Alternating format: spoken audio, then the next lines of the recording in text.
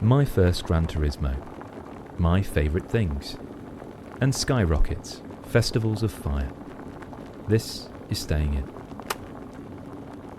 Dan, have you heard of the film Hot Frosty? I am very aware of the film Hot Frosty. What? So, Pete. No, go do this, because Yeah. my wife did this exact game to me. yeah. Pete, there is a new film called Hot Frosty. Okay. I would like you to tell me what that film is about.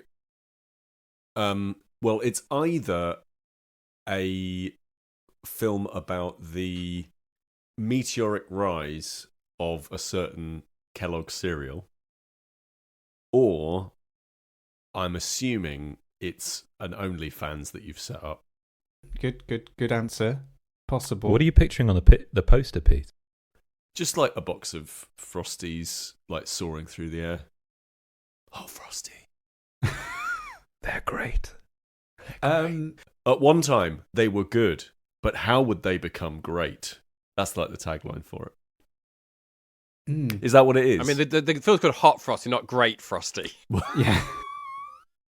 All So, right, okay. Hot Frosty is a film in a...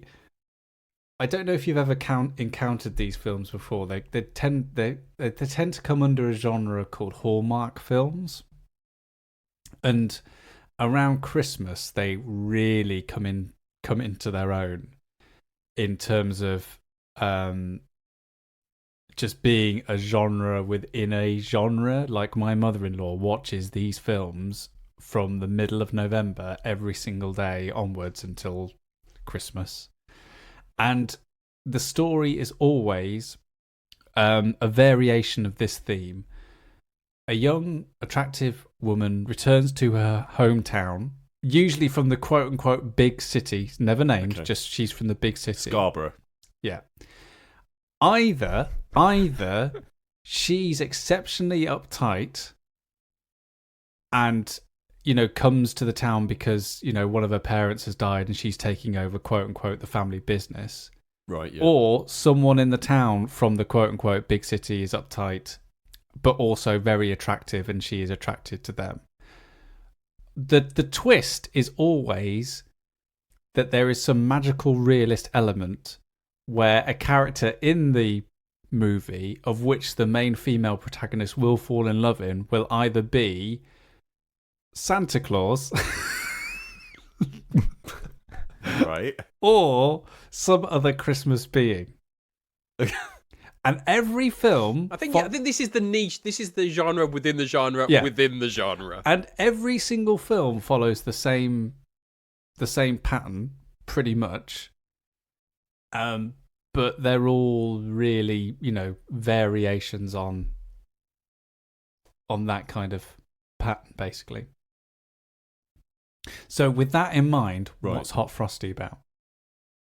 I mean, it's got to be like Jack Frost, like an anthropomorphized Jack Frost. Tony the Tiger.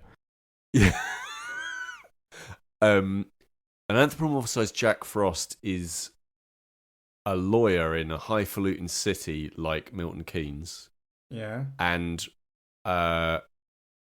returns home to marry or to find love, to finally find love. No, Okay. you've gone way... Gone off. Okay, just put me out of my misery, because it sounds like I just don't. You've not stepped far enough outside of the box. No. You've kind of slightly lifted the lid and had a little peek outside the box. What you need to do is climb out and run about 30 yards in the other direction to find where Hot Frosty lives. During COVID, these films were brilliant because it literally was just two people on screen at one time, and there was never any more than two people on screen, and everything just looked super weird. Anyway, Kathy Barrett runs Kathy's Cafe in downtown Hope Springs, New York. Her husband, who died of cancer, was a handyman, but now her heat is out, the roof leaks, and a step on her staircase is broken. Kathy takes lunch to her friends Theo and Mel at the clothing shop Reclaimed Rags. They give her a red scarf destined for her, encouraging her to seek happiness after her bereavement. On her way home, she sees a snowman sculpture competition and places the scarf on a muscular snowman and takes a picture. Later that night... Whoa. Hang on. Yeah. Let's really narrow it on. Muscular snowman. Yeah, like when you know, when we were building snowmen as kids, it was, you figured out what the eyes were, coal. Smile was, sometimes also coal. Arms, nose, made a carrot. Yeah. I didn't ever Bottle think of Huel. what... I didn't ever think, what am I going to make these rippling abs out of? Those huge branches you use for the arms. God. Later that night, the snowman comes to life. Do you want more? I mean, you're leaving us hanging a little bit. Okay. I mean, I'm aware of the film. I've fortunately not watched it. All right. Okay. I don't need a full synopsis. No. Okay. Jack is freezing to the touch, so Kathy takes him to the doctor, who confirms Jack's body's temperature is below freezing. Kathy takes him home. When Kathy arrives home that evening, Jack surprises her with homemade pizza, which he learned to cook whilst watching a cooking show. She is uncomfortable with Jack's constant hugs and expressions of love for her. What? On Christmas Eve, the town gathers at the diner. Kathy's speech is interrupted when the sheriff arrests Jack, to everyone's disapproval. The doctor explains that Jack is a snowman and everyone agrees that Christmas is a time for such magic. Sheriff Nate demands a $2,000 bail for Jack's release. Kathy empties the diner safe and everyone from the diner donates, but it's still short. The sheriff's son contributes the remaining amount. Kathy takes Jack outside. He no longer moves. Assuming he's dead, she kisses him, takes the red scarf and starts to leave. Jack comes back to life, shivering and functioning like a real human. They finally kiss. I mean... That is a whistle-stop tour around... Sorry, is that the prologue or the plot? That was the whole plot. I love the fact that in that plot point, in that Wikipedia article, the fact that Jack made her pizza is a line of plot. Shows you how gossamer thin this entire movie is being held together with. And also, the fact that he's a snowman didn't seem to offer too much trouble. No, I think they got along just fine, it sounded like. Yeah. If I was writing that Wikipedia article, every other line would be, and remember, he's a snowman. Yeah. Right? And they're not supposed to be able to do this. And only when he's dead. It's a muscular snowman. And only when he's dead does she go, right, now's the time to kiss. Now's the time to kiss him, this muscular snowman that I've invited into my home and makes me pizza. That's Hot Frosty.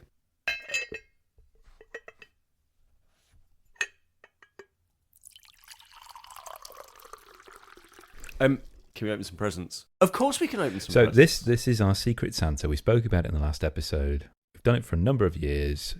20 quid limits. We each profess something we want for Christmas, and then Dan's wife very kindly kind of randomly decides who's getting for who this year. Yep. So just very quickly then, who wants to go first? I'll go first. All right, okay. Go first. I was the first person to get my gift this year. So Dan, remind us all, what is it that you metaphorically got on the knee of Santa and asked for this year? Whilst I was perched on his knee, I asked for a solo RPG that would change my mind about solo RPGs, because I don't really play them. I don't think they really work for me. So wanting one that was going to change my mind. It arrived a bit confused because it looks though it's been sent direct from the supplier. It's kind of just, so I've not opened it. It's still in its kind of packaging, but on the back it does have like scrawled in the writings of a madman, Daniel Frost. Okay, is that Beyond Cataclysm? It is. Okay, so Beyond Cataclysm, they are famous for decorating their envelopes. With all sorts of fun things. Oh, good, because I almost thought that, Dan, you should stop receiving any post right now, because that is unhinged. Because it did look like not a Secret Santa gift, but maybe the gift of a man. Yeah, it looked like it was using the font that would typically be used to write the words "You're next." I think we've picked up the scent of the Zodiac Killer, ladies and gentlemen. I know what you did last summer. But yes, I have it here. I've not opened it. I'm assuming it's not wrapped because it's still in its post package. So this is, you can see, nice bit of foley here as I open it. Lovely bit of foley. Okay. No expense spared. Okay, it's not. Okay, so here we go. So I have got. Oh, okay. So I have got the game Notorious by Jason Price. Ooh, that looks great. Is this a game that is this an RPG that any of you are familiar with? Obviously, one of you is familiar with it. I'm not. No. No. All I know is I know Beyond Cataclysm is kind of an indie publisher, and they take on stuff that is just the person who runs it picks just the very best things. So, is there a blurb? Well, I was just thinking, because often I do this and I read out the blurb, and I don't think it makes the best bit of audio there. So why don't we kind of later on in the podcast have almost like a little mini debrief, and we can talk through actually the gifts as to why people got them. So the person who bought me the gift can give an idea as to why they think this is a good that's very good thing. Because otherwise, I'm just going to read a blurb and actually doesn't really mean much to any of them. Oh I dear. can say it's a sci-fi kind of played as a one-shot or that kind of stuff, but I think it might be better if later on in the podcast, perhaps we have a little chat around why it is that someone has chosen Notorious. Santa will be revealed. But thank you very much. I'm looking forward to this.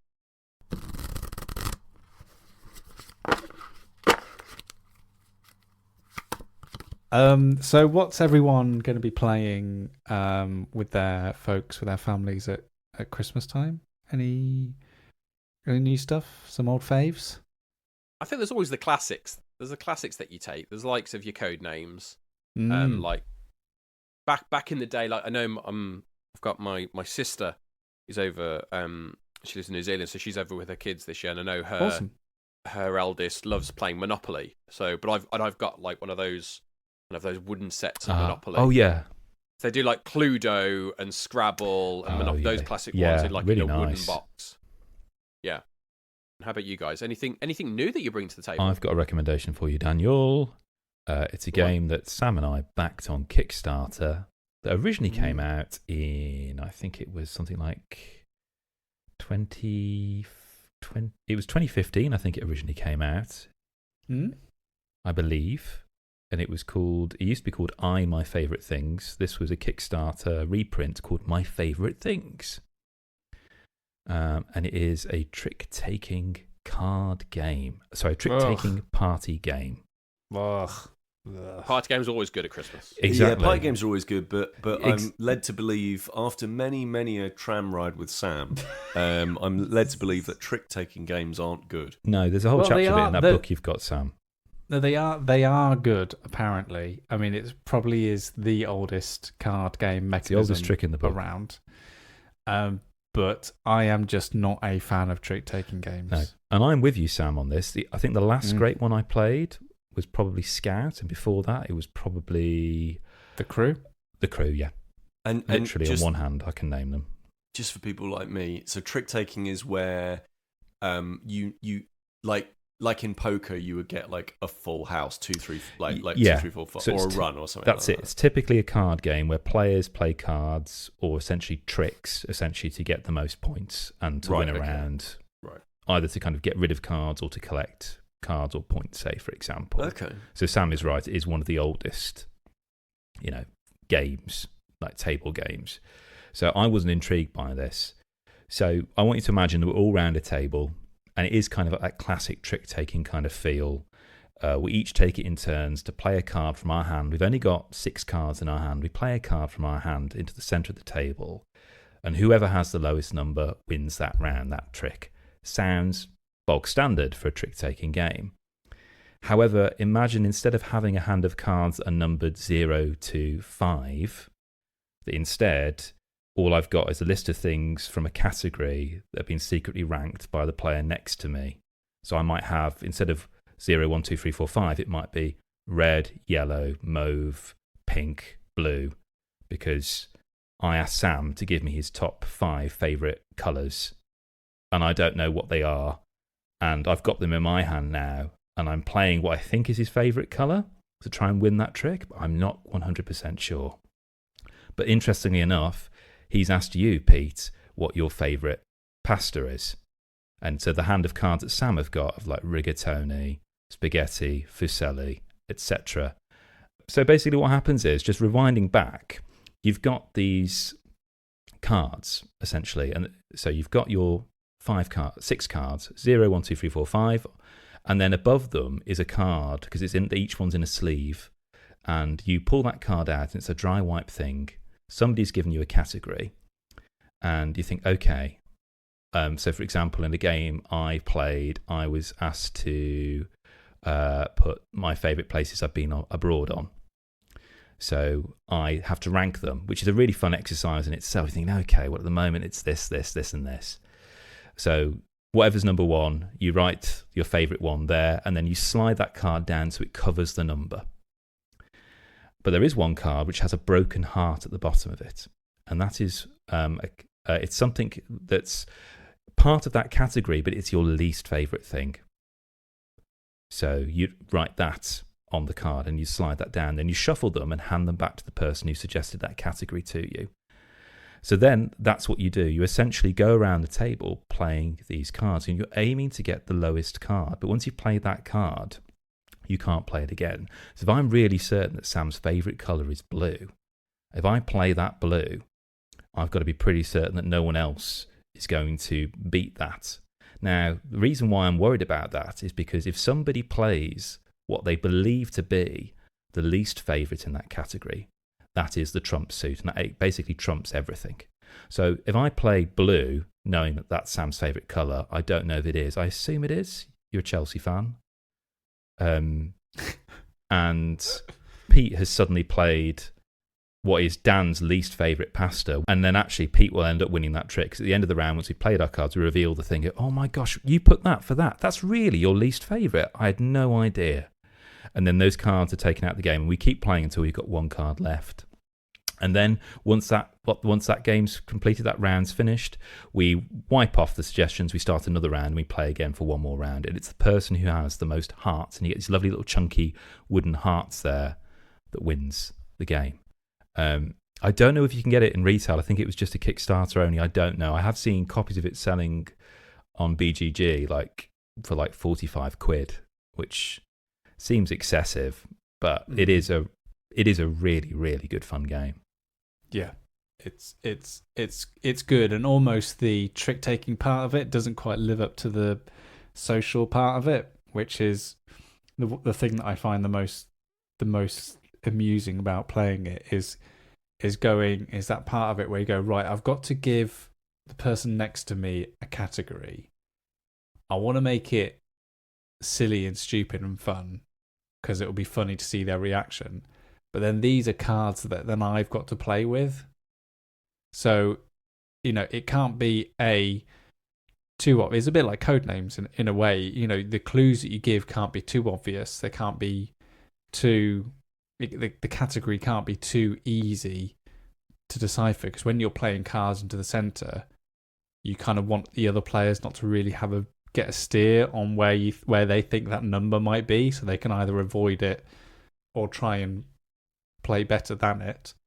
But it's got to be clear enough to you that it's got to be a clue or a category that rings true to you and you know about that person. It's a bit...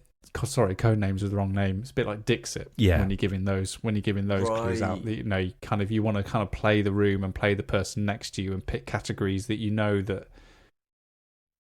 know stuff about them, that you'll be able to rank them, but maybe other people around the table won't do. But then also there's just a little part of me that feels like, yeah, but I could pick towers or bridges, or what's your top 5 favourite light bulb wattages. And I think it's more enjoyable that way, definitely. It's 30 watt, definitely. But this comes, I should say, from Nilgiri, with art by Archie Edwards, and it's published by Play for Keeps. And it's a minimum player count of 3, up to 6 players. So proper kind of party atmosphere, really. I guess if somebody's listening to this and they're thinking, oh, I'd like to pick a copy of that up, I guess maybe keep an eye on the Kickstarter, because often on Kickstarter pages they'll be like, oh, here's the new link to where you can buy it. Like, maybe keep an eye out for it. Yeah, definitely. Can I go next, please? You can go next. I think we're all waiting with bated breath. So I asked for either a PlayStation 5 game. No. Don't lead on that, because that wasn't what you asked. Well, okay, that was your fine. backup in case your first insane option couldn't be done. Or a custom-made piece of artwork for a sci-fi theme for a role-playing game that I would run for you in 2025. And it had to be a piece of work. Couldn't be AI generated because I'm going to publish using it at some point. And it could be anything else, and I had to be able to own it as well. You made that. Yeah, that was very important. It was very important. And I didn't actually receive my Secret Santa until 4 minutes after we started recording, and your good lady Dan has sent over to me a PDF, the PDF of the item. So I have the item digitally. Oh wow! So I'm going to download it. Oh my gosh! Oh, and they've covered up the thing. Holy cow, folks! This is amazing. Hot Frosty. Oh wow! Oh wow! Was that the prompt? Is it a muscular snowman? I mean, it's not a muscular snowman. That would be sci-fi. Look at that! Oh my word! So the image is amazing. of what looks like a female figure standing in front of a bank of what I imagine your computer setup to be, Peter. Yeah. Basically, a bunch of like monitors, almost like with CCTV images on them. There's like wires in the background. There's like a dystopian near future, sort of neon looking background in the back of it. And it's all it looks very with a cityscape in the background. Yeah, it's like I would say like just on this side of like cyberpunk. So like just near end cyberpunk. It looks this is amazing. Thank you so much, Santa. This is absolutely incredible. Did all the legal stuff come through as well? Yeah, all of the legal documentation. Yeah. The official Santa has officially signed on the dotted line. Was he co-signee? Was he witness? Yeah. It was not a wet signature, but it was a digital signature, so that was acceptable. There's another game that you can possibly take down. Another couple of games actually. Whether we've got time for both of them, I don't know. But I could get through them quite quickly. Let's go. Challenge accepted. Right. So, you could do Skyrockets, which is a game which is a spiritual successor to another game called Kites. Anyone here have heard of Kites? Yeah, yes. Why have I heard of that? We played it at Aircon, didn't we? We played it at Aircon. So Kites is a card game, but it's got sand timers with it. So the idea with Kites is you are all working together, I think, to basically keep kites in the air. And you keep a kite, and basically the sand timers in the middle of the table represent the kites. And as long as sand is falling from the sand timer, the kite is in the air. So you play cards from your hand to flip over sand timers. And you're doing that as a collective to try and basically perform these big kite shows. Really nice theme, really nice idea, really quick and engaging game to play. The sequel's come out, it's called Skyrockets. The same kind of idea, but this time it's fireworks, baby. Oh wow. So you are essentially putting on a series of firework displays. And it's quite interesting that we've already mentioned the crew, because this Skyrockets actually shares a lot of DNA with what the crew was. So the crew was a trick-taking game in which, as a group, you performed certain missions, and those missions might have certain stipulations, but you had to sort of navigate those missions in certain ways. And how Skyrockets works is it takes that formula of kites, the idea that you have got different timers in front of you, these lovely, colourful, really vibrant neon timers in front of you, all operating at different lengths of time. And as a group, you've got to try and keep basically the timers running. But the added complication in Skyrockets is that you'll have certain themes, certain missions. There'll be some missions where the only people who can see the timers is one person around the table. And there are some missions that stipulate certain directions and certain actions that you can take and certain limitations that you can take as a team. And we played this, Kris, and it was a lot of fun. Probably the most fun I've ever had with a bunch of sand timers. That's a low bar. Yeah, it is. But you're absolutely right. But it is exhilarating, pun intended. It's just one of those really nice games that you can pull out, especially around Christmas time, and get an instant reaction from the people around you playing the game. Because how the actions work is you play a card, and when you play that card, you flip that timer. So, but there is no time limit, really, or stipulated moment when you can play the cards. So if you want to, when it comes to your turn, you can just sit and wait and be like, right, I've got the cards here. Don't worry, I've got the cards, but I'm just waiting. And everyone's just, and the whole room just hushes, goes complete silence while you're waiting to just play these two cards. And then just as the last bits of sand are falling from the sand timers, right, orange, blue, turn them over. Right, next one. Yes, green, yellow. Yes, we're going to do it. Oh, orange, yes, orange, orange. And you're just shouting at each other and just like, I've not got any blues. I've not got any blues. Right, I'll turn over blues. Don't worry, I'll turn over the blue ones. I've not got any reds. No, I don't. We could just take the hit on this one, guys. Don't worry. And it's almost like it's not really a fireworks festival. It's almost like you're controlling a nuclear submarine all of a sudden and taking it all very seriously. I think that my recommendation would be to, if this sounds like the kind of game for you, I'd maybe start at Kites and see how that feels before going into Skyrockets. Yeah. Because Kites is a little bit more free-flowing, a bit free-formy. I think it's a bit more of an introductory experience. Yeah. And then Skyrockets is just that added layer on top where you've got the missions, the stipulations, the added sort of value to that formula. But yeah, it's great and an instant hit on the table. It's interesting because, like, if I hear the word real time game, that's a real turn off for me. Yeah, hugely so. It's kind of obvious that I tend to move at a slower pace. I'm not really good with lots of time limits. I've crawled through all of Metal Gear Solid. I like to take my time with things, so the possibility of not having time to think things through, really I do struggle with.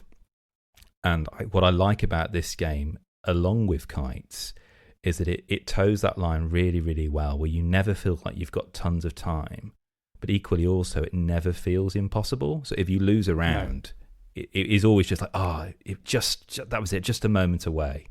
We were very close to winning that. It was never a sense of how the hell do we beat this game. And it looks gorgeous. The game looks really good, which is also part of the appeal for me. Yeah, Floodgate Games. I think why the fireworks theme, I think, speaks to me a little bit more. Yes, than the Kites theme. Yeah, Floodgate Games have kind of knocked out of the park with this and really making it sing and making it feel very much like the fireworks display in the fireworks show. So it's really nice. The other quick game the new game that I'll be playing with family this year is another one called Belratti. Anyone heard of Belratti? Belratti? Who's she? It's a game that's been around for a while, 2018, and we got kindly sent it from Kosmos, and it's a game in the same sphere as, I guess, a little bit like Dixit, a little bit like Codenames, a little bit of social deduction mixed with a little bit of creativity and artistic license, which I can see Kris nodding along too and thinking, oh my god, this is right up my street. And I am going to let you if you come around this weekend, I'm going to let you borrow my copy of Belratti because I think your parents specifically will really like it. Can you spot the forgery? Can you spot the forgery? So the idea of the game is the players around the table are either the art curator or an artist. And what happens is the art curator turns over 2 cards, and on those cards will be an object, a thing, a rubber duck, a football, a ship, a toxic waste barrel, something like that. That's the themes of their art show that they're putting on. And then they'll commission some work from the artists, which will be other people around the table. And they'll commission some works of art, and they'll say, we want 3 or 7 works of art around these 2 themes. All the artists around the table have a conversation where they say, right, I can commit 2 bits of artwork to one of the themes without being specific about it, in terms of they can't say, yeah, I've got, say there's a football down there. They can't say, yeah, I've got artwork of a footballer and that can go one theme. They can just go, yeah, I've got one which is a brilliant one for one theme, and maybe 2 which are kind of loosely connected to the theme. So between the artists, they kind of like get together and in secret to the curators and to the rest of them, they kind of submit their artworks to the art gallery. Then Belratti gets involved. Belratti then adds 4 of their bits of artwork in amongst whatever the artists are committed. They all get shuffled up. Then it's up to the curators to decide what are the genuine bits of artwork that have been submitted, and therefore what are the forgeries submitted by Belratti. Mm-hmm. And that is the game. And the team, the players around the table, get points for everything that is correct and associated with the right theme. And Belratti gets points if you pick one of their pieces of work to go in the art other than a genuine piece of work.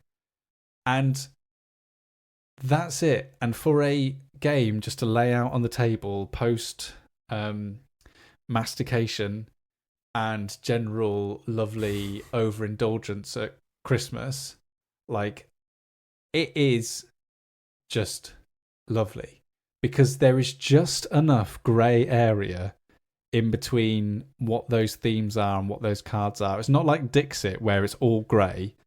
Yeah. With Belratti, there is so much definition that the grey area is so slim that point where you're deciding both what pictures to pick and what pictures should be going into the art gallery becomes a very, very, very intense and exciting discussion. Because, again, going off the football, is it the colours of the football? Is it the shape of the football? Is it the theme of the football? Is it football specifically, or is it sport specifically? Are you linking it to because football rolls around like a ball, so it should be like a stone? And that, I think that is really where the game shines. Like, it could have gone down the Dixit Mysterium route of being very interpretive in terms of, well, I see this in the picture. Oh, and there's shades of blue, so I really think that it's like this. But the conversations are a lot more literal, and I think that is a lot more appealing to a broader swathe of the audience. I've played Mysterium and Dixit with a lot of people who really struggle with that kind of interpretive reasoning and delineation in terms of what that art should look like and how they should attribute it. I think the trick that Belratti does, and does very, very, very well, is really smooth down those edges and make a game that delivers a similar kind of experience, but for a much broader audience, making it a lot more of a relaxing, vibrant party experience. And it's really good. I've enjoyed it more and more each time I've played it. It sounds like a future Waterstones game, like the kind of game that you would see in a Waterstones and go, yeah, all right, I know why you're here. Yeah. So Belratti, Skyrockets, pretty accessible, pretty reasonably priced. I think if you're still looking for something to play with people around Christmas, a couple of little good recommendations, I think.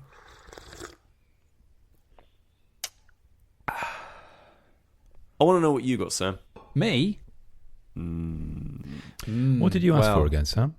I mean, I can hardly remember because it was very last minute. I mean, I don't know if it came across in the edit. It was one of the most difficult edits I've ever had to do, and yeah, I don't think I showered myself. And it was all your audio that was the problem. And it was all my audio that was the problem. I should have redubbed it, but on the spot, on the day, I came up with, "Can someone please buy me a book about a hobby I like?" Strangely, I also was waiting until today to receive my gift. And I thought, oh, it must be digital. Someone's cutting some corners. And they're just going to send me a Kindle file or whatever. And then my wife comes down the stairs and just goes, "I just found this in the spare bedroom." And it's not like an unsizable package. It's like, No. it's bigger than a standard book. But It's not the But screen. who could your Secret Santa be then? And I was like, I had Kris and Pete staying over at my house recently because we played another game of Twilight Imperium. So I'm figuring that this has been sat up in my spare bedroom the entire time, and I've just not noticed it, which I think says more about me than... really, really want this not to be your Secret Santa gift. I have to say, this is probably the most incredible wrapping paper I've ever I know, I'm just ever looking seen. at it. It is absolutely remarkable. It looks like something taken by the Hubble Space Telescope. So I really would like to know the story of Santa, because no doubt that they've been having kittens over the last few weeks where it's just been like, right, Sam hasn't posted anything in the group about finding his Secret Santa. I'm pretty sure I left it there. Why hasn't it been discovered? Etc. etc. So yeah, let's see what I got. Bit of Foley.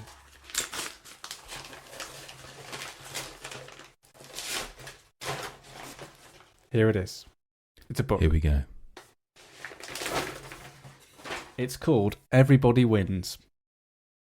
4 decades of the greatest board games ever made by James Wallace. Ooh, Look at that.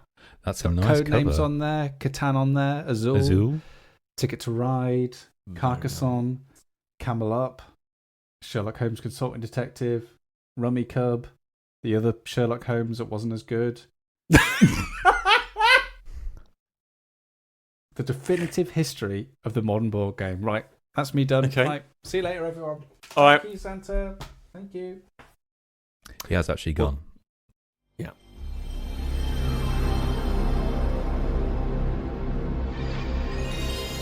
So,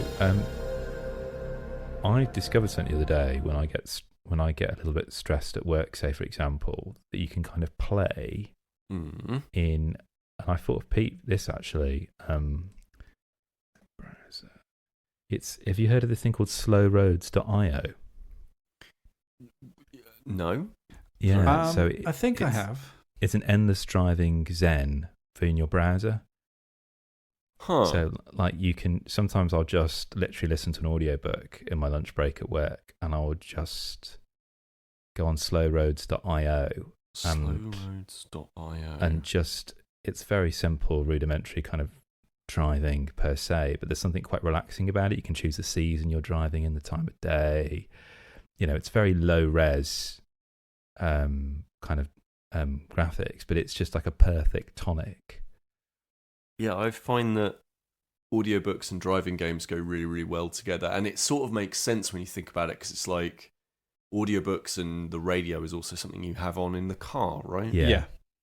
Like, and there's some disconnect, I think, between, this sensory information you're taking in with your eyes and your ears about the road, that partners up really nicely with the input of an audiobook. And yeah, like Gran Turismo is without a shadow of a doubt, like, it's the perfect audiobook game because it is repetitive. It's on tracks that go round and round in circles. There's a lot of it, and it's all driving. It's not like it's get out the car, shoot some baddies, listen to some dialogue, go over to the next thing, rob a bank, get over here. It's just, nope, go, and then race these cars, right? But But is that relaxing? Because I don't think racing is being relaxing. That sounds Yeah, really it is- silly. But you're good at racing, so maybe that's the reason is why it's relaxing relaxing. to you. Yeah, it is relaxing because it's not, because it's simulation racing, and simulation racing is the idea of slow is smooth and smooth is fast. So really what you're doing is you're trying to get to the point where you're smooth. See, problem I have, and I've always had with Gran Turismo, is the fact that it's a simulator, driving simulator game, and I kind of butt against that because I grew up on. I say grew up, like the only other games I would play would be either your kart races, your Mario Kart, stuff like that, or it's your arcade races, your Need for Speed, your Burnout Paradise, that kind of stuff. And obviously those handle very differently. So when you then play something like Gran Turismo, it feels like a completely different game. Oh yeah, without doubt. I remember playing Gran Turismo, I think it was 5, and it was kind of one of their big relaunches because there hadn't been one in a while. And there was a level where you would go around the Top Gear track, and I was really excited because I wanted to go around the Top Gear track. And the idea was that you'd all go around in camper vans, but you weren't allowed to touch anyone. If you touched someone, you kind of got disqualified and it was over. And I could never get past like this, and because everyone was so slow and I couldn't do anything. And I would get so infuriated by it that that's what I can't be relaxed by them. I understand I see how someone could be, but my brain just kind of like, no, why have I crashed again? I feel like I'm doing exactly what you've asked me, but alas, I've gone flying off in another direction. You're not listening to the right audiobook, Dan. Yeah, exactly. Yeah, I'm not. You need to be listening to the right stuff. The other thing that annoyed me about Gran Turismo is that it just costs too blooming much. Right, yeah, very pretty, I get though. that. Very pretty. It's a very pretty game, and it does cost a pretty penny. And the beautiful thing is that what they've done to as part of the 30th celebrations for PlayStation is release a game called My First Gran Turismo, which I think is probably one of the worst names that it could have had, because it feels like it's going to be an early learning center Gran Turismo game. Yeah. But this My First Gran Turismo is free, so that kind of gets rid of that holy hell. Gran Turismo games are real expensive now, and it contains, if you're a Gran Turismo seasoned veteran, it contains about an hour of content that is kind of recycled from Gran Turismo 7. And I would also say, if you're a veteran of Gran Turismo, you should definitely download and play it, because once you've completed it, you can get all of the cars that you've unlocked added back into your Gran Turismo 7 save, which is actually a really, really lovely incentive to play. But if you've not played Gran Turismo, or you haven't played Gran Turismo in a while, I think this is one of those games that, kind of like Astro's Playroom, is that the installed one? The pre-installed one? Playroom. Yeah. I think My First Gran Turismo, even though it's not pre-installed, it is, they're doing big promotions around it, and it is free to download. It's a big download. It is one of those games that I think will see, or should see, the people who have just been given a PlayStation 5 on Christmas Day should go and get this and fire it up, even in front of friends and family and stuff like that. Like it used to be. Like it used to be, because basically it is, first of all, it's beautiful. Like, it is absolutely gorgeous. It is the best in terms of fidelity racing game, in terms of how it looks. Like, some other racing games might look more stylish, or you might even prefer the visuals a bit more. But I would say that the Gran Turismo games, 7 and My First Gran Turismo, are just by far and away the best looking racing games. I mean, they're some of the most beautiful looking games ever made. Just the sheer amount of detail is insane. But this My First Gran Turismo is really good, and it's an easy on-ramp. So it gives you some license tests, like from back in the day, which get you used to this idea of how different cars might handle and how you might treat an FF car versus an FR car. And if that doesn't mean anything, it's fine. At the end of My First Gran Turismo, you might know a bit more. It gives you 3 tracks with time trials and race events. And it also has Music Rally, which is a new mode for Gran Turismo, which essentially sets races to music. And you have to kind of outrace the song. And it also has leaderboards. So it has your own leaderboards, so your own personal times. And it has friends leaderboards, so you can compare yourself against your friends. And it has global rankings as well, so that you can look at it once and go, how on earth are they faster than me by 12 seconds? I have no idea how anybody would do that. It's incredible. And like for free, there's no, and just to be clear, it's not free to play. It's not anything, there's no microtransactions, there's none of that stuff. The worst it does is at the end it goes, if you like that, Gran Turismo, there's more in Gran Turismo 7. Like that's the worst it does in terms of its advertising or anything along those lines. There's no microtransactions or anything like that. I was blown away with this, like by how much you got for what is essentially an extended demo that I think will run and run and run and run and run. My son doesn't like it that much. Okay, I mean, how old is your son, Sam? He's 4. Loves Hot Wheels. Right. Okay. Loves Hot Wheels too. Don't we all? That's got him. Yeah. But Gran Turismo is not as much of a thrill ride. From 7 to 77, so he's got 3 years yet. Yeah, there's no boost button, which is why he doesn't. Well, you'd have to get Gran Turismo 7 for the boost button, because there is a boost button in some of the nitrous cars. You kit them out, yeah.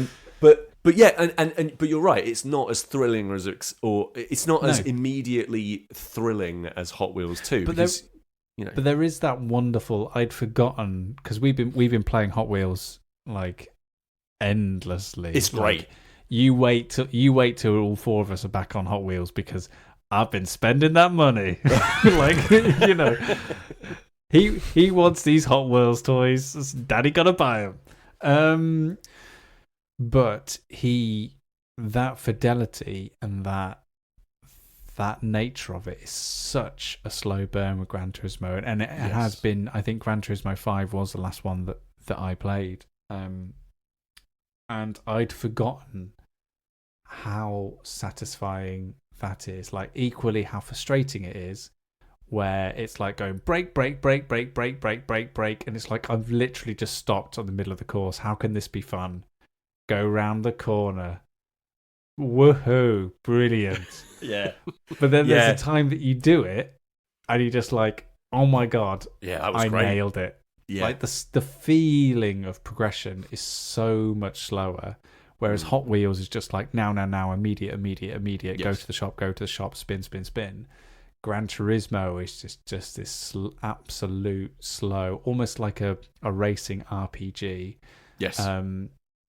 Where you really are growing mile by mile, track by track. And I'd forgotten how good that is, like in the longer term, how genuinely satisfying it feels to play. So it's done a number on me in terms of like, right, Gran Turismo 7, like, what are we doing here? Are we messing around? Are we gonna go, This is my like MMO. This is my Rocket League. This is my Counter-Strike, right? This is the one of these kinds of games that I play now. And like so I'm not into Overwatch. This is my Overwatch, right? Like and so yeah, I mean, are we jumping into it and play it at some point? I would love to, but we can get some go-karts. We can, because we can get some Formula 1 cars. We can, go and get some whatever it is. But it is, I think, for me personally, my first Gran Turismo, which there is also some talk about them updating it and adding more stuff to it over time. I think this is a really good way for people who've not played Gran Turismo either for a very long time or at all to kind of get an idea of what Gran Turismo is and what it kind of requires from you, and that it is a very different kind of fun, like a different kind of satisfying.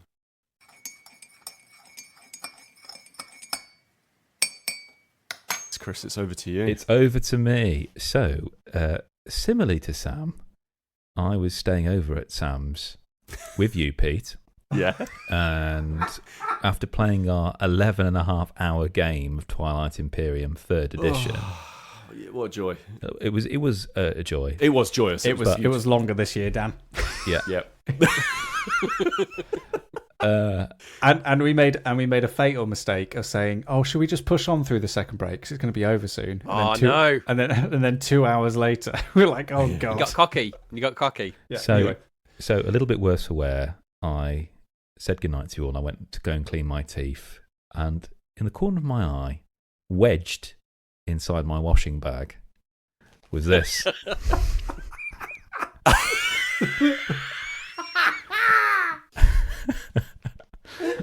I thought, oh, right, okay. So what was more disturbing, the fact that somebody had secreted it on you, or that perhaps Honestly. they'd had to rummage around in your pants to? oh no, it was in my wash bag with like my toothpaste and stuff like that. Oh, I see. Yeah, so I did spot it straight away. That had been really awful if I hadn't. It just sat there, covered in Colgate. So yeah, I asked for a T-shirt from an independent clothing company. So I'm looking forward to this. It's Christmas, it's winter, it's the time for T-shirts. And here we go. Oh, hello. Oh, hello. Oh, well done, Santa. Look at this. It's Hot everyone. Frosty. Look at this. Oh, that's awesome. Nice. That's lovely. So it's a white T-shirt. How would you describe that? It's a white gorgeous T-shirt print, almost like an Art Deco Mount Fuji. Yeah. It's like a woodcut. Yeah. Right. Yeah. Definitely. Oh, I really love that. That is absolutely gorgeous. Thank you so much, Santa. Absolutely adore that. They've done very, very well. They've done very well. Yeah, I think we all have. I know. We've all done very well.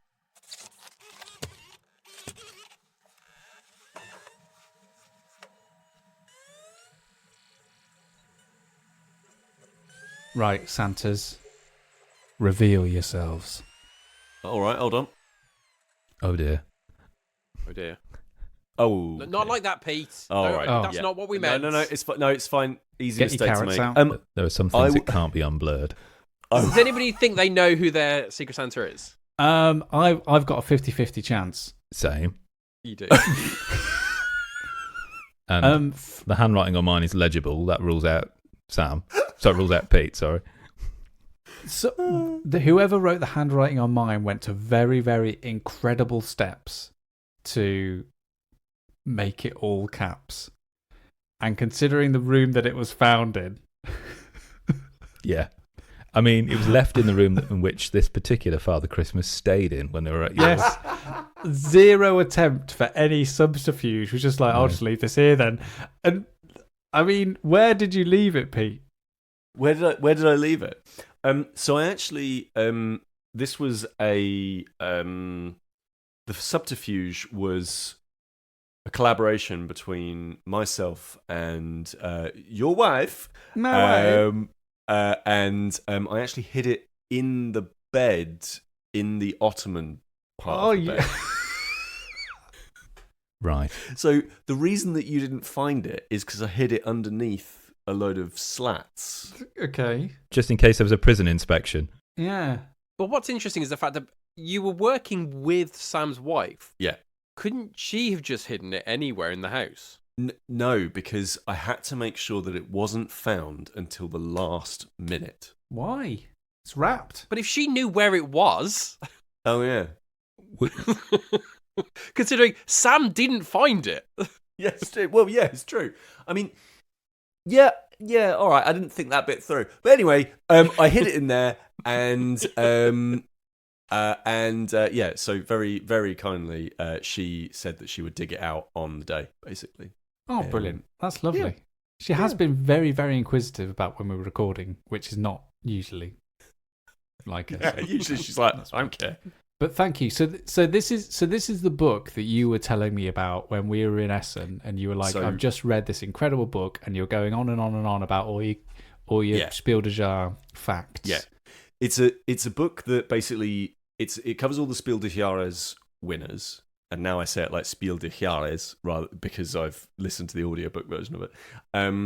and it basically goes through from the very first winner all the way up to I think 22, and it goes through all of the games and provides imagery and talks about why they're important, why they're interesting, and whether or not they're any good. And as a bit of a, as you know, as first of all, it's like about a hobby for you, but also, yeah, it's one of those things that is like a permanent like thing of us basically sitting on the tram to Spiel, having a chat, which I thought was like a, I thought it'd be a nice thing. That's and it's lovely. a nice coffee table book as well. It looks really nice. I mean, I It's don't amazing. imagine the visuals come across too well in the audiobook. No. Yeah, that's what I was going to ask you. The audiobook is is very, very good, and I think there's maybe some accompanying PDF or something like that you can look at. But I was I mostly knew what they were, and so I just wanted to hear about the history and stuff. And it's really fascinating to hear about the competition, and it is a really good way of describing how board games have kind of evolved and changed over time. Yeah, sure. Yeah, it's just looking at the like the list of winners from 79 to 2022. Like it is like a fantastic look at how board games have changed over that time and where they sort of come from. Yeah, this is ace. Absolutely 100% what I wanted. Well, I didn't even know that I wanted, but hey ho, here we are. You managed to incept your way into me whilst we were on that train in Essen going in completely the wrong direction. Yeah. Well, as a result of that, I think kind of Yes. the others kind of reveal themselves, I think. Okay, how do you think this has gone down then, Dan? Who do you think got yours? I think this has gone down as such. I think Pete has got for Sam, which would mean Sam has got for Kris, Mm-hmm. which would mean Kris has got for me, because I got for Pete. Whoa. Whoa. That's how I think it all went down as a result of this. Wow. Someone's Wow. been playing Rise of the Golden Idol. Mm. Okay, so Dan, the reason why I got you Notorious Yeah. is as follows. So there are a number of reasons. First and foremost is that I know you're a fan of Star Wars. You're also a fan of Red Dead Redemption. And this is a lovely fusion of like a sci-fi and the Western genres together. Two, I like the art of this. So sometimes when you look at RPG books, it can come across as being quite dry and a little bit impenetrable because it is very logo-centric. There's not a lot of imagery there that kind of gives you a sense of the world. So I found, looking at images of this, it looked really, really appealing to me. Thirdly, you can choose how you want to engage with it. So you can play a kind of a quick arcade style of play, so pick up and play. So straight away you can kind of get a sense immediately of whether this is for you or not. You don't have to commit to a kind of a long-term campaign right off the bat. And with that, you also have the option of whether you want to play it like for a long-term kind of series of missions or as a one-shot. And it's just, I think, a couple of D6 is all you need. Lots of nice tables there to generate stuff. And I think that just for somebody new to a solo RPG, something you can just pick up and play, I thought would be more appealing to you.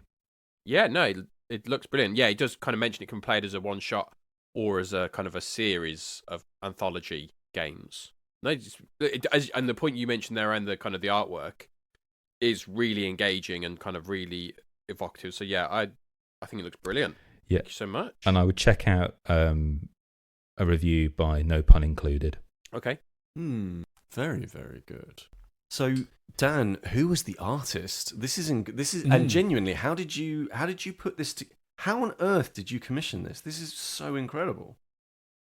So yeah, I mean, I have to say when you said what you wanted, Yeah. I gave you my honest reaction to Yeah. that, which was kind of, my God, Pete. Yeah.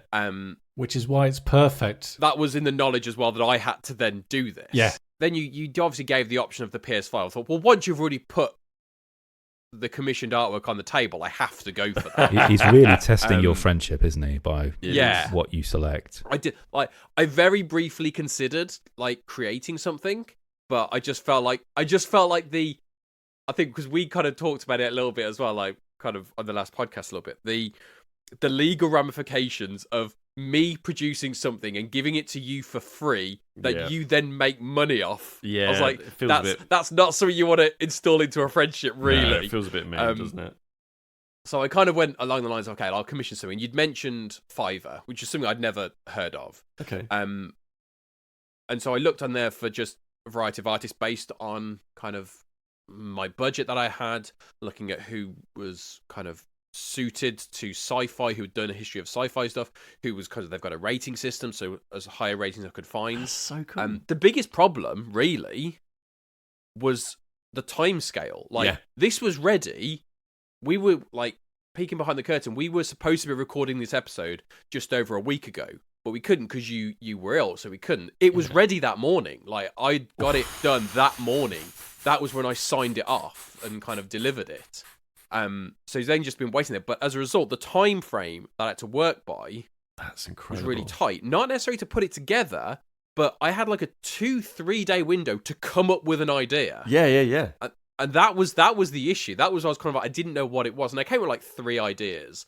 And this one, I wanted it to be something that kind of gave you an idea of a character, but also more of a scene setting thing. So the idea being that it's kind of in a kind of near future, kind of, you touch on like cyberpunk, that was the idea I was going with, but surveillance, all the screens, and I wanted there to be a figure there, so that could be a playable character, that could be the DM, because so it would open up various options for you. I love it. So once I got that in my head, I then found someone who had done some sci-fi stuff, had got like really kind of good ratings. Kind of, there is quite a lot of people who can do artwork around that £20 mark. So I was able to do it, and then you just kind of engage them. I engaged with an artist called Arijit Day, who's based in India. Cool. So obviously it's kind of around the world as well. So there was kind of a few issues around kind of communication, because obviously time difference becomes an issue. And he was like super communicative and also like really polite. I was like, I'm really sorry I've not come back to you. I was asleep. And I was like, that's fine. I understand that. So I just kind of gave him an overview of what I was thinking. And then over the course of about between 5 days and 7 days, he would come back with various different things. So he would start with a little sketch that he sent me, just basically like, is this kind of, and he was like a very basic sketch. Is this what you're looking at? I was like, yep, that meets what I want. Then he would do a little bit more, and then he'd be like, okay. And I'd go back to him and say, well, I don't really like the way that figure is. Like, one of the early designs had the figure is in like more of a business pencil skirt type thing, and it wasn't what I was going for.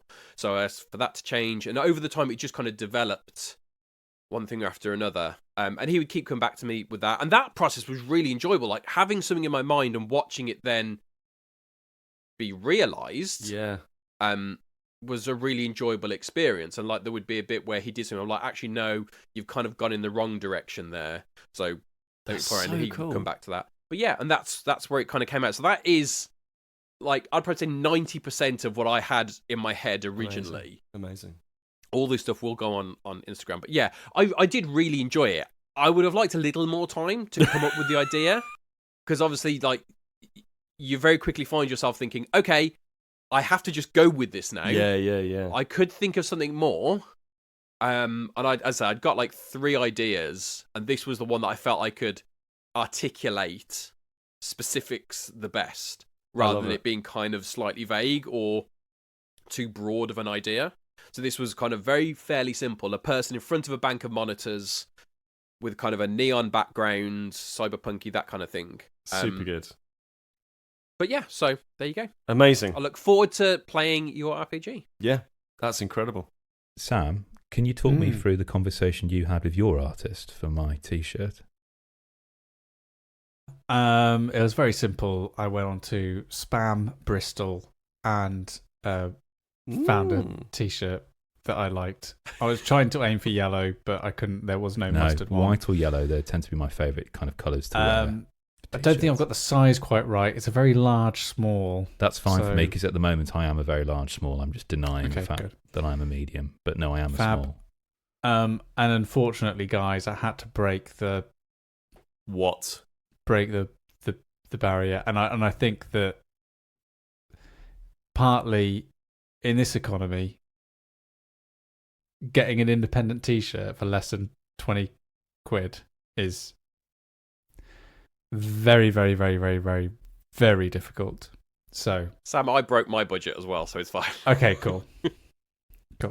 Oh, So, mine was only it's just for me, the artists whose budget was under £20 was a lot smaller than the budgets of like £21. So I'm like, I need to just nudge it over that Just have a line. little, yeah, I kind of want colour with this one. Yeah. I put it to 21 and suddenly there was a lot more artists there. Yeah, sure. So, yeah, I had to break the budget, but you know what, Chris? You know what? You're worth it. Oh, thanks, Chris. Worth it. Thanks, BM.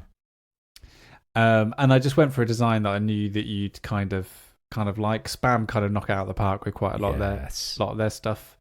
There was I've really got to take another trip to Bristol and just go and raid Spam because I friggin' love their t-shirts. Great. But yeah, that was it. Quite Thank simple, you. really. It looks fantastic. Yeah. Cheers, mate. Cool. We did well. We've done really well. In the spirit of making AI dumber, I've asked a well-known AI to come up with a synopsis for a Hallmark Christmas film based on everything we've discussed so far in the podcast. Okay, yeah, okay. So this is Brilliant. Fantastic. So by everything we've discussed, Has it been listening to everything. the entire no, I've not we've transcribed this discussed. episode. I've just chucked in some topics we've covered. Okay, yep. Perfect. Oh, good. Well, I hope it's going to be as good as A Karate Christmas it won't Miracle be. released in 2019. Hang on, a karate Christmas miracle, Sam. All right, okay. Yeah, I've been going down a rabbit hole of like the weirdest holiday movies ever made, and come across A Karate Christmas Miracle. After a kid's father disappears during a mass shooting on Christmas Day, the boy comes up. The boy comes up with a list of things that he can personally do to ensure that his dad will return the following Christmas. One of which involves becoming a karate black belt. I remember the car washing that Miyagi talked about, but I don't remember the Resurrection. That's incredible. So this is called A Christmas Quest Across Worlds. In a future where surveillance rules every aspect of life, Riley Dawson, a brilliant but weary hacker, is trying to escape the suffocating grasp of a cyberpunk city that thrives on control. One chilly Christmas Eve, while rummaging through her late grandmother's belongings, Riley finds an old dusty board game with mysterious symbols, one that's rumoured to have mystical powers. Intrigued and desperate for something more, Riley unknowingly activates the game, which transports her to a completely different world. This new world is a thrilling mix of Western science fiction and dusty deserts, home to bounty hunters, outlaws, and an endless chasm for hidden treasures. Here Riley crosses paths with Cole, a rugged, charismatic bounty hunter with a deep secret. His latest job leads them on a dangerous mission to stop a group of notorious art forgers who are smuggling priceless stolen paintings through the universe. As they navigate the dangers of this wild world, Riley discovers strange things, like a snowman that transforms into a sexy, charming man named Finn, who seems to know more about Riley's fate than she could have imagined. Meanwhile, Cole wears a mysterious t-shirt featuring Mount Fuji, a clue that ties their quest together. The two travel through a city under construction filled with scaffolding and hidden pathways as they race against time to uncover the forger's plot. Their mission grows more complicated when they learn the art forgeries are connected to an Indian artist, Priya Sharma, whose stolen masterpiece has the power to open a portal back to Riley's cyberpunk world. Along the way, the group face dangerous obstacles, including a high-tech racing simulator that holds the key to breaking the code. As fireworks explode in the night sky, Riley and Cole's partnership turns into something deeper, a love that bridges world and defies time. In the end, Riley must make a choice: return to her world where the surveillance state will continue to stifle her, or stay in this vibrant, chaotic world with Cole, Priya, and their newfound family of misfits. With a little holiday magic, unexpected romance, and the true spirit of Christmas, Riley finds that the greatest adventure is the one that leads her to love and freedom. Oh. Credits. I mean, Cinemas I around know nationwide, like, AI 2025. content. I know like AI content is like really bad, and I know that like AI will be the end of us all. But that was pretty good. Oh God! It's got just it's doing that thing that AI can't do very well, where it doesn't understand the context of what it is that it's saying. So I love the fact that at the end it says that it basically just goes, that it essentially says it's a great Christmas holiday movie, and you're like, none of that suggested. Yeah. None of what you just said mentioned Christmas. But also it doesn't understand which bits of the list I gave it are more important than others. So it just panicked and just put like 6 of them in a list. They encountered this, there was this, a snowman. and this and this. Yeah. These all sound great. I'd watch that movie. I'd watch that movie. It would be a train wreck, but it would be an enjoyable, glorious train wreck. So that's it. That's it for 2024. We're going to work away on this movie. What was the name of the movie again, Kris? A Christmas Quest Across the World. We're going to go and work on a Christmas quest across the world. Yeah, I mean, people do complain about Hollywood trying to make franchises out the gate, and this is franchise material. That sounds like a trilogy of movies, really. So that is it for us for 2024. The next time you'll hear from us will be in 2025, when we'll do our sort of our top things from the last year. As the year has been going along, we've all been keeping record of our favourite things that have either come out this year or we've encountered for the first time over this year. That would be books and TVs and films and board games and all the usual stuff that we cover. So do look out for that. If you'd like some more of us to get you through the rest of 2024, then you can look at us on Instagram. Go to Instagram at StayingInPod. You can hear from us by just listening to more episodes of the podcast. Go back and re-download more episodes. Christmas bump. Yeah. You can hear some of the music that has been linked to some of the things that we've been talking about over the last year and over the last years. Each time he mentions something that has some music inspired by it or inspired from it, Kris has been adding that to a collection of Spotify playlists. If you want to find those, then do look into the show notes.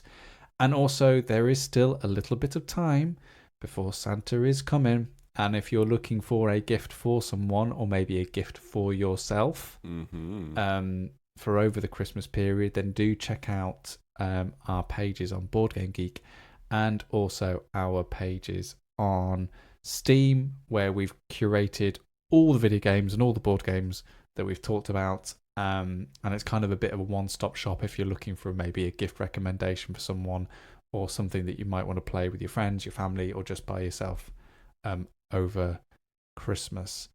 I think I've covered everything, and I think all that needs to be said is for you to have a very, very Merry Christmas, and no matter how you choose to observe, spend, or use your time over this period, then make sure you are... Oh, you were so close to kind of being sincere. You fell apart at the last second. For a man who's read Christmas Carol about 20 times, you'd think I'd have something just fucking there, wouldn't you? I think all that's left to say is to wish you a very, very Merry Christmas and a very, very Happy New Year. We will see you again. We will meet you again in 2025. But until then, take care of yourself. Be kind. Be lovely. See you on the beach. Compliments of the season. That'll do.